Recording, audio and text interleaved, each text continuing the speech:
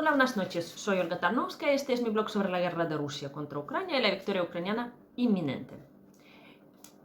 Quiero agradecer a todo el mundo un like, una suscripción si todavía no estáis suscritos y una donación si alguien todavía no la ha hecho para el vehículo de evacuación que estamos comprando a la brigada número 61. Aquí en Ucrania todo el mundo siempre pide donaciones, o sea, no hay ningún bloguero que no diga estamos recogiendo dinero para tal o por favor donen lo que sea a vuestra discreción, cualquier cosa a cualquier sitio que ayude a nuestro ejército. Entonces yo normalmente no lo hago, pero estamos en medio de una campaña iniciada desde los Estados Unidos por la iglesia Amanecer con Dios. Ellos hicieron la mitad de ese gran trabajo, entonces aquí en Ucrania completamos también con la ayuda de alguno de mis suscriptores la segunda parte. Vale, hoy tenemos mucha información dispersa. Quiero intentar juntarlo y organizar. Bueno, primero, Rusia esta noche ha realizado un ataque masivo a Odessa. Entonces ellos nos lanzaron, ¿cuántos? 8 misiles calibre y 15 drones Shahed. Ucrania dice que ha derribado todo, pero como algunos los Shahed, por ejemplo, están a una altura muy baja, pues los restos de ellos caen e inflaman las cosas. Entonces en Odessa hubo varios incendios, en particular un hipermercado, una residencia y un edificio residencial. Entonces el hipermercado, que es súper grande, Fossi, que estaba en el centro de la ciudad, se quemó por completo. ¿Vale? Entonces es una pena porque la administración ha dicho que desgraciadamente no se pudo salvar nada y entonces tienen que cerrar y dejar a 270 personas sin trabajo. ¿Vale? Por eso cuando estamos hablando de esta guerra, muchas veces se nos pierde la perspectiva. ¿Vale? Hoy he escuchado, por ejemplo, a un analista ucraniano, Portnikov, que dice que según los pronósticos que están haciendo ahora, a día de hoy, que al terminar la guerra en Ucrania, en vez de 40 millones, vivirá 30. Y esta es una visión optimista, ¿vale? Porque calculan con la gente que no va a volver, de los millones de refugiados que han salido y no van a volver, que ya lo sabemos que no van a volver, y también la gente que después saldrá, porque como sabéis, los hombres hasta 60 años, si son reclutables, no pueden salir. Pero cuando termine la guerra, también saldrá parte de estos hombres y otras personas. Yo, por ejemplo, yo pienso salir al terminar la guerra. Hombre, yo quería salir antes, pero me quedé, ¿vale? No es que yo voy a salir o sea, mis planes vitales, esa guerra las cambió. Y yo he decidido quedarme para luchar, pero yo también tengo mi plan de vida diferente, pero siempre lo tenía, porque a mí me gusta vivir fuera. Entonces, el analista dice que, claro, un año o dos más de guerra ya significan que no se van a quedar 30 millones de personas, sino, por ejemplo, 25 millones de personas. Y si le sumamos varios años más, pues le tenemos que restar esos millones de menos.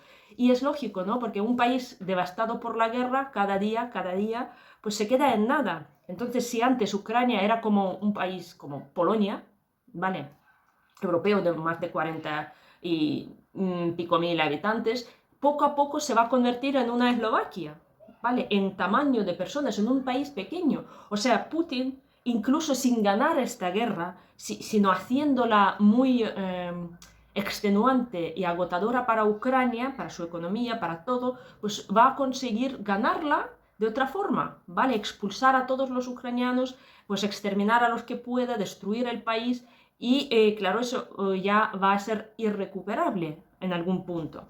Entonces es muy triste porque realmente sentimos que esa guerra nos está costando muchísimas vidas humanas de una forma directa e indirecta, porque, por ejemplo, dicen que ha caído la tasa de natalidad muchísimo, por supuesto, que ha caído la tasa de matrimonios, por supuesto, que hay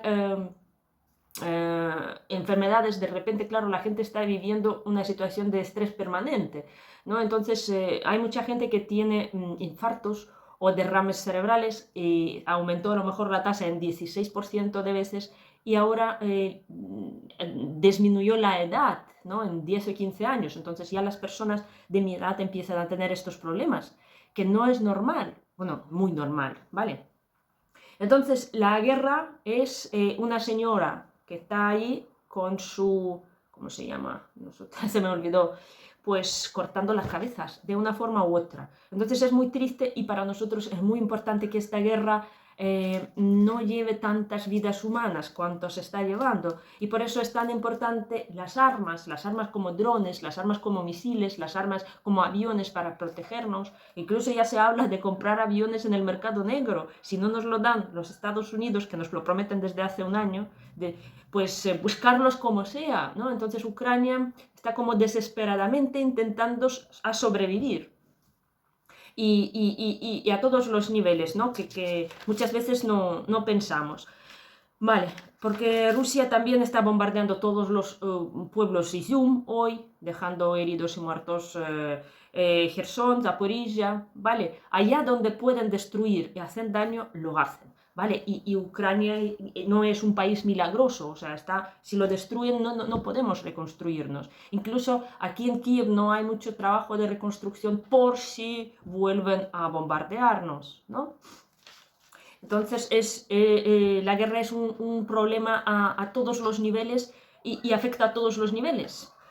Vale, entonces, ¿qué más tenemos? Tenemos, como ha dicho nuestro ministro de Exteriores, que vamos a tener un otoño muy duro porque a Ucrania le van a intentar obligar a negociar. Vale. Pues a Ucrania le pueden obligar a negociar. El problema es que Rusia no quiere negociar nada que no sea la capitulación de Ucrania, ¿no? Entonces Rusia lo que quiere y va a hacer su propuesta a la ONU, ¿no? Dicen que estos días Rusia también hace su fórmula de paz a la ONU, culpando a la ONU de apoyo a Ucrania, de apoyo militar a Ucrania, de no querer pues sentarnos a aceptar la nueva realidad rusa, ¿vale? Cuando ellos anexionan nuestros territorios, ellos lo llaman nueva realidad territorial, ¿vale? Esto es el plan, ¿no? Que Ucrania... Entonces, el plan de Rusia es doblegar a Ucrania, hacernos rendirnos, quedarse con nuestros territorios, incluso con los territorios que Rusia no domina, pero ellos dicen ya están dentro de nuestra constitución, o sea, ya lo han hecho un referéndum falso y han metido 4 regiones ucranianas en su territorio, y ahora están atacándonos en la región de Kharkiv, así que pueden meter también a Kharkiv, pues ya que están por ahí, pues ¿por qué no? Entonces para ellos es una nueva realidad territorial. También quieren que Ucrania se desmilitarice y que se neutralice y que por supuesto no entre ni en la OTAN ni en la Unión Europea. Entonces Rusia quiere imponer su política a Ucrania. Y ya, claro, como es una estrategia que Rusia ha tomado, están accionando a los medios de comunicación, a los líderes políticos, ya dicen pues, que la Arabia Saudita va a sentarnos a negociar, que el Papa Francisco también va a apoyar esa iniciativa, aunque sea mentira, pues van surgiendo ese tipo de publicaciones, van surgiendo los diálogos de que el mundo está cansado de Ucrania, que ya es hora de llegar a algún acuerdo, etc. Claro, hace unos días salió el portavoz de Putin, Peskov, y ha dicho que Putin se va a presentar a las siguientes elecciones y va a ganar con 90% esas elecciones. Ya saben lo que van a ganar, ya tienen la cifra puesta, no hace falta que nadie vaya a votarlo, ¿no? Entonces cuando los medios cogieron esa cifra empezaron a reírse, dicen, bueno, ya tienen hasta el numerito hecho. Por cierto, ese es el numerito que ellos también indicaron en los referéndums falsos. Eran todos o más de 90 o 87, 88%. O sea, ellos siempre tienen esa cifra para que nadie dudara de la realidad de sus votaciones. El caso es que Putin, a diferencia de Lukashenko, por cierto, hoy se cumplen 3 años desde que hubo elecciones en Bielorrusia, y allí no votaron a Lukashenko, votaron a Tsikhanovska, a una ama de casa, por no votar a Lukashenko, pero Lukashenko pues, no reconoció esas elecciones y se quedó como impostor. Los bielorrusos, si os acordáis, salieron a protestar con florecitas, de forma pacífica, pues estaban ahí sin hacer nada y al final Lukashenko metió a los policías, también había policías rusos y se acabó. Así que, quiero decir que la diferencia entre el Putin, pues lo apoyan, no lo apoyarán el 90%, pero la mayoría sí, pero a Lukashenko no. Entonces Lukashenko no se siente seguro y muchas veces desde hace 3 años, ¿no? Él depende mucho de Putin, porque ya sabe que no es bienvenido dentro de su propio país. Vale. ¿Qué más? China. China es aliado ruso. Reconózcalo o no lo reconozca abiertamente, sabemos que sin China Rusia no podría aguantar esa guerra. China le compra petróleo, le compra gas, China le suministra todos los componentes electrónicos para seguir fabricando. Dicen que China ha montado fábricas de drones en el territorio ruso y pues le está echando una mano porque sabe que es su aliado contra el occidente. ¿Vale? Entonces quiere que Rusia se quede al flote y parece que después de la reunión del Partido Comunista Chino, que se acabó hoy, va a ir el representante chino Li Xinfu a Rusia y Bielorrusia y probablemente algún tipo de apoyo les va a ofrecer. Cosa que no nos agrada para nada porque sabemos que este tipo de alianzas es perjudicial para Ucrania ahora y para el resto del mundo en adelante.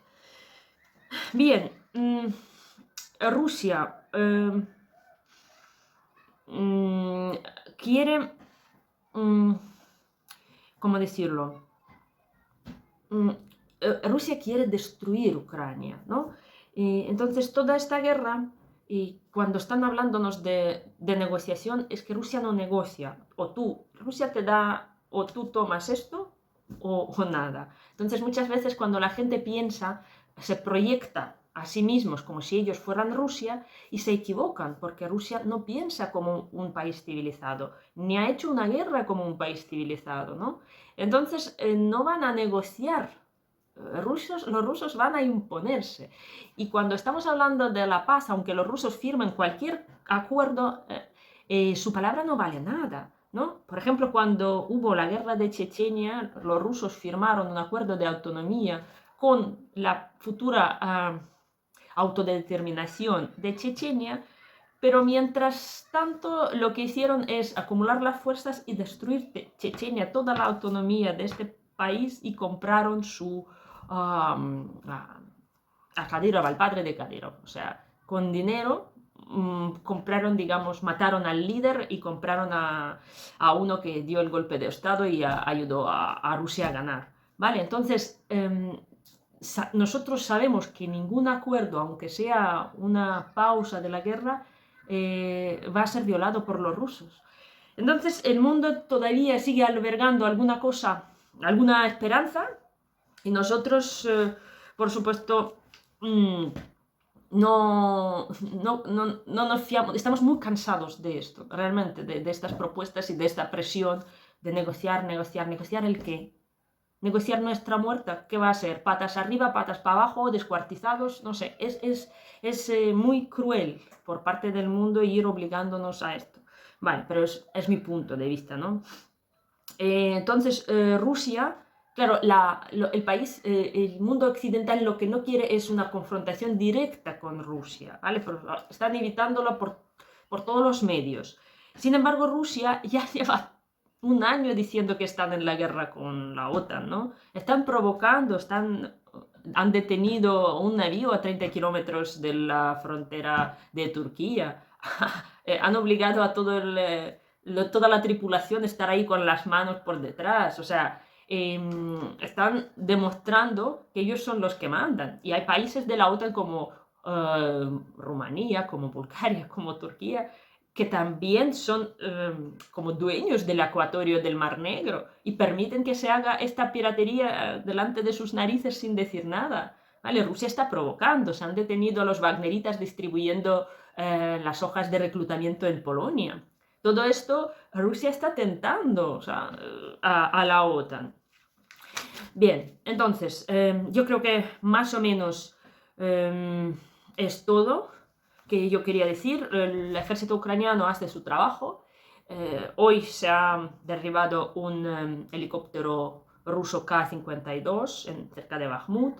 Estamos avanzando, en algunos sitios un poquito más lentos, en otros sitios un poco más rápido. Se ha tomado un pueblo que se llama Urazaine, ¿vale? Entonces, esto va avanzando. Por cierto, en el pueblo Yurievka, en Mariupol, han bombardeado un campamento ruso, dejando decenas de soldados muertos.